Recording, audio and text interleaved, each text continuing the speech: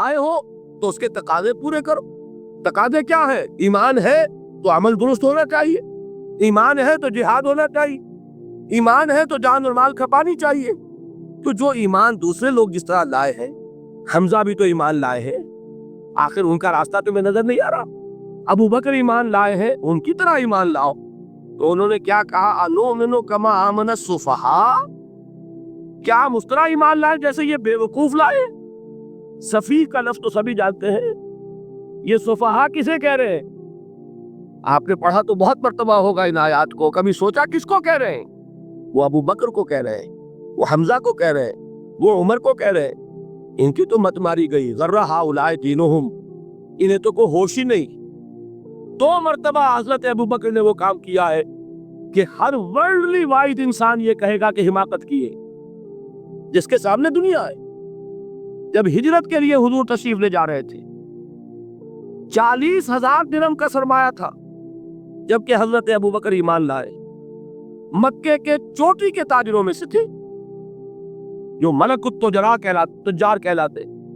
لیکن اب وہ روپیہ کہاں خرچ ہوا؟ بلال کو خریدا، روپیہ دے کے خریدا یا ویسے خرید لیا؟ آزاد کر دیا. ابو فقی کو خریدا، آزاد کر دیا. 6 ہیں غلام اور کنیزے محمد رسول اللہ پر ایمان لانے والے، جن کو ابو بکر نے اپنے پیسے سے خریدا اور آزاد کیا. یہ روپیہ تو پگھل رہا ہے نا. جو تھوڑی بہت پونجی رہ گئی ہے، تو جب حضرت حضور ہجرت کے لیے تشریف لے جا رہے، وہ ساری پونجی اپنے ساتھ لے گئے، گھر والوں کو چھوڑ کر گئے. بوڑھا باپ، اندھا ابو قحافہ، بعد میں وہ بھی ایمان لے آئے. اور یہ ابو بکر ہے کہ جن کی 3 نسلیں ایک وقت میں موجود تھی مسلمانوں کی. ابو قحافہ مومن، ابو بکر مومن، اور ابو بکر کی اولاد مومن، عائشہ، اسما اور ابو بکر، عبد الرحمن ابن ابی بکر. یہ کون ہے؟ تو 3 نسلیں جس کی بیک وقت نہیں ہے ایمان میں، وہ شاذ لوگ ہیں، ان میں ابو بکر. لیکن یہ کہ اس وقت تک ابو قحافہ ایمان نہیں لائے تھے، والد نابینا تھے. تو والد ہے، بیٹیاں ہیں، حضرت عائشہ، حضرت اسما، حضرت رضی اللہ تعالیٰ عنہما، بیوی ہے. کچھ نہیں چھوڑ کے گئے، ایک پیسہ. جب باپ کو معلوم ہوا بیٹا چلا گیا محمد کے ساتھ صلی اللہ علیہ وسلم، سخت غصے میں ہے، پیٹ تاب میں ہے. اب ہمارا کون والی وارث ہوگا؟ کون ہے ہماری خبر گیری کرنے والا؟ بیٹیوں سے، پوتیوں سے اپنے پوچھتے کچھ چھوڑ کے بھی گیا کہ نہیں؟ ان کا ہاں ابا جان. کیا کیا انہوں نے؟ کبھی پڑھے ہیں واقعات؟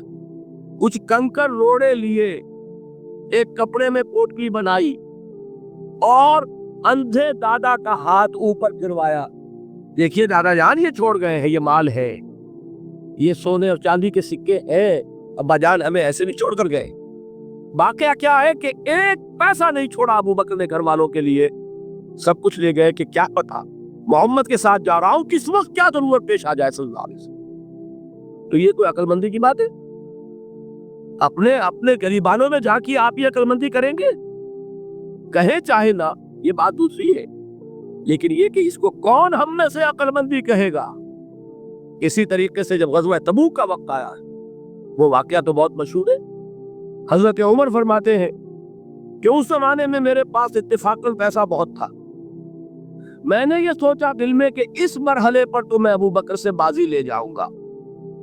مسابقت ان میں بھی تھی، لیکن نیکی کی مسابقت، خیر کی مسابقت، انفاق فی سبیل اللہ کی مسابقت.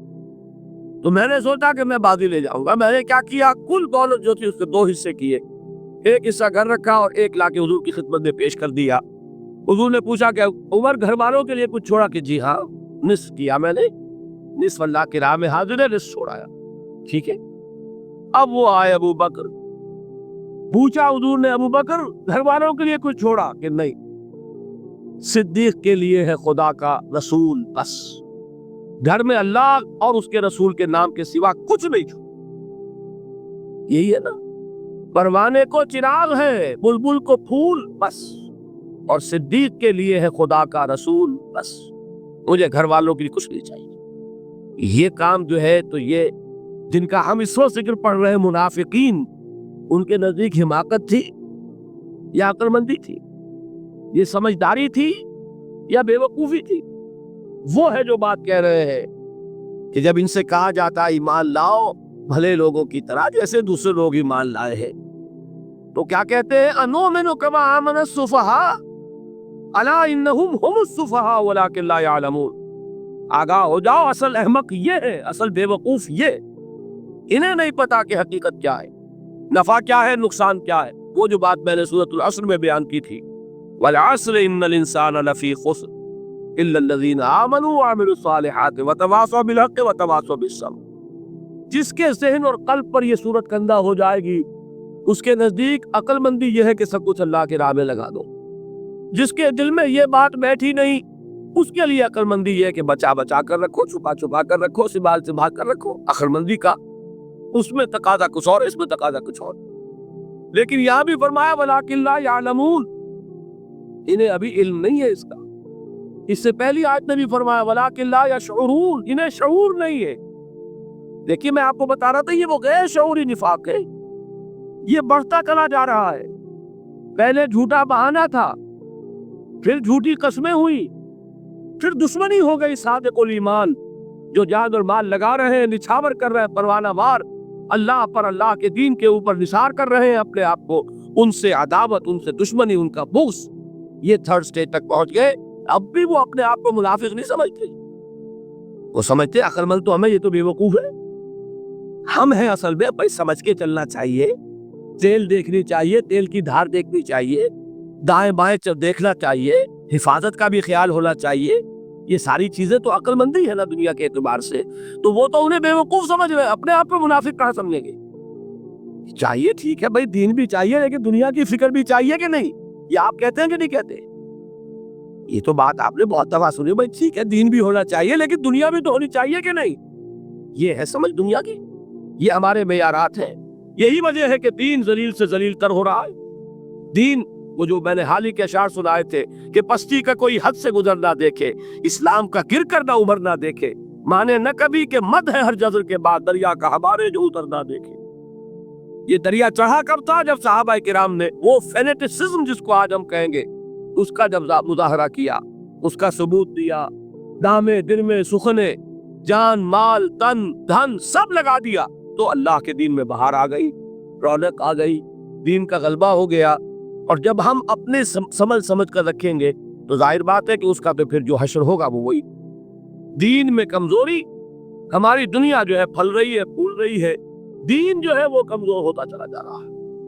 یہ ہے تھرڈ سٹیج اس نفاق کی، کہ جس کے بعد اب کوئی امکان واپسی کا نہیں۔ یہ غیر شعوری نفاق جان لیجئے کہ یہ نہیں ہے کہ ماضی ہی ماضی میں تھا، اب اس کا کوئی امکان نہیں، یہ نہ سمجھیے۔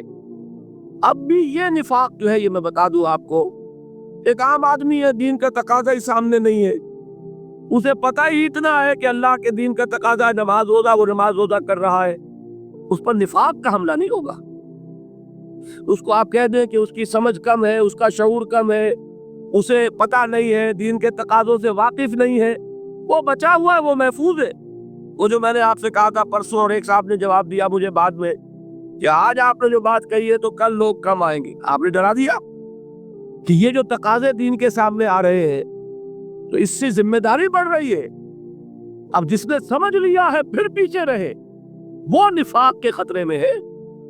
جسے سمجھ ہی نہیں ہے وہ پھر بھی کوئی نہ کوئی عذر پیش کر سکے گا کہ اللہ ان مولویوں سے پوچھ جنہوں نے ہمیں بتایا نہیں، انہوں نے تو دین کے تقاضے ہمیں یہ بتائے نہیں، انہوں نے تو ہمیں نور اور بشر میں چکر دے کے لڑائے رکھا، ان سے پوچھ۔ اصل جو مجرم جو ہے وہ یہ ہے، وہ واقعہ یہ ہے کہ کسی درجے میں بچیں گے کہ دین چاہتا کیا ہے، دین کے تقاضے کیا ہے، توحید کی حقیقت کیا ہے، شرک کی حقیقت کیا ہے، اس کی طرف اگر توجہ ہی نہیں دلائی جا رہی، اور اس غریب کو پتہ ہی نہیں، اسے پتہ ہی صرف یہ ہے کہ کھڑے ہو کر سلام پڑھنے میں اتنا فائدہ ہوتا ہے، وہ پڑھ رہا ہے بیچارہ، لہذا اس کا معاملہ آسان ہے بنسبت اس شخص کے کہ جس کے سمجھ میں آ گیا ہو، بات اس نے پالی ہو، دین یہ چاہتا ہے، دین اپنا غلبہ چاہتا ہے۔ علامہ اقبال نے غالب پر ایک جو نظم لکھی ہے، باغ درا میں ہے، اس کا ایک شعر بڑا پیارا ہے، گیسوئے اردو ابھی منت پذیر شانہ ہے، شمع یہ سودائی یہ دل سوزی یہ پروانہ ہے۔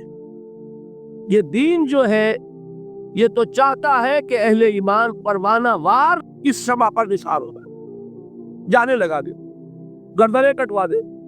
वला तक़ूलू लिमन युक़्तलू फ़ी सबीलिल्लाहि अमवात बल अहयाउ वलाकिन ला तशऊरून। और अगर इससे पीछे हटेंगे, कदम पीछे हटा नहीं कि निफाक की जद में आए नहीं। वो निफाक की पहली stage, second stage, third stage, वहां पहुंच गए, वापसी नहीं। इसके लिए एक और दो आयात में चाहता हूं कि उससे इस हकीकत को और समझ लें अच्छी तरह, ताकि कोई इश्काल न रह जाए। एक आयत तो मैंने शुरू में पढ़ी थी, एक नहीं है, नहीं एक जगह से, सूरह अल-कबूत, और एक आयत है सूरह हज की, वो मैंने शुरू में तिलावत नहीं की।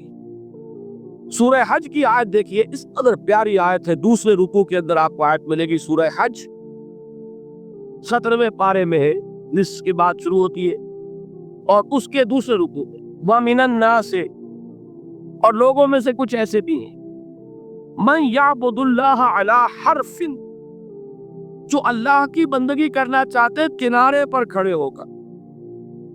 एक है मझधार में कूदने वाले, ये हर जबादाबाद माँ कश्ती दरा बंदाख्ते, जैसे कि तारिक ने किया था, उधर साहिल उस पर कदम रखा, उधर कश्तियों में आग लगा दी।